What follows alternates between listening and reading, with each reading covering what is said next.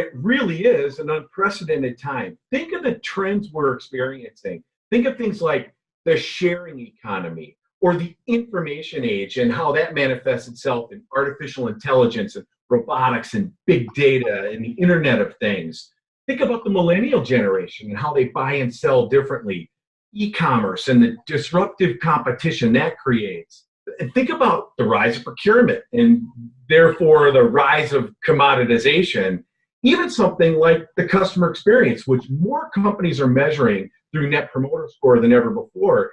In fact, Salesforce found something interesting. They did a study on NPS, and what they found was 75% of customers who switched vendors were either satisfied or very satisfied with the vendor when they switched. So now customer loyalty is a trend, and we as salespeople and sales leaders need to see these not just as threats, but as opportunities that we can capitalize on to drive better customer outcomes. The idea of VOC, voice of the customer, isn't good enough anymore. We got to get to VOCC, voice of the customer's customer. We really have to gain real insight. We have a simple framework that we talk about in Impact called POSI, Profile, Objectives, Strategies, and Issues. We can use that as we think about understanding our customer from a corporate perspective, their departments, key people, the industry of our customer, and even our customer's customer. So we have to go way beyond just needs.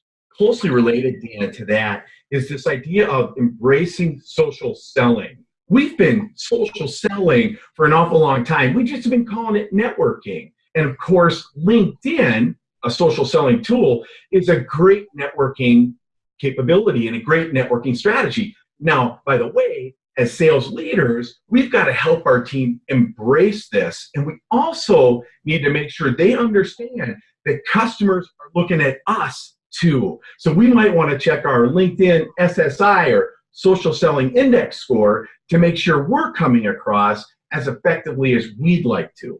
You know, another important strategy is to sell our value, our solutions value. We got to get to people who can actually buy that. Senior level decision makers, right? Those people that have the desire, the budget, the authority to actually make decisions. We have to have the right mindset and the right desire to believe we should be there. We deserve to be there. We have to have the right skills and the right confidence to get there and then perform once we're there. The next key strategy is to do what we call translate the fit. As Dan talks about decision makers, think about what decision makers care about. They care about things like revenue, cost, cash flow, profits. We need to translate the value of working with us using our solutions into terms they care about. More than ever before, we have to make sure our messaging is truly customer focused. You know, our customers care way more about their own situations than they do us, their issues, their objectives, their strategies. We again have a simple framework that we think of called TUFA, them, us, fit, and action as we message. And that is a great lead into this last key strategy. The strategy is around breaking or changing the rules.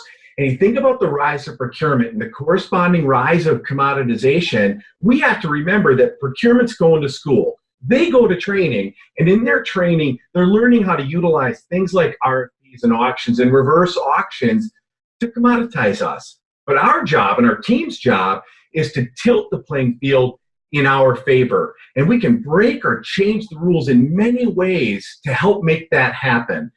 And maybe that leads to this last idea about implementation, and that is, let's make sure our sales leaders and our sales managers are well positioned to coach. Let's not just promote sales superstars into those roles and expect them to succeed.